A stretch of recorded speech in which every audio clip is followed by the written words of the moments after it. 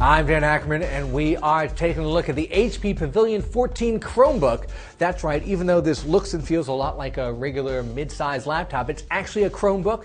That's one of a very small group of laptops that runs Google's Chrome operating system, which is essentially the Chrome browser and a couple of very shallow, onboard features, a very rudimentary file system. You can see some apps right here. Google calls them apps. A lot of times they're really just online versions of popular software or websites that are specifically designed to work with the Chrome operating system.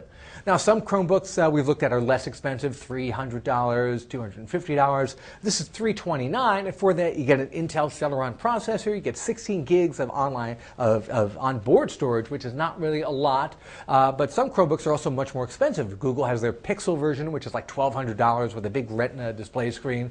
So this guy kind of sits a little bit uncomfortably in the middle, not the least expensive, not the most fully featured, but it is probably the easiest to use in terms of having a full-size keyboard and a full-size screen, although it's not a touch screen, and a touchpad that's, okay, good for scrolling, but not super high-end, because this is a $300 laptop, so the keyboard is going to be kind of clacky. Touchpad is not going to be as responsive as on a more expensive system.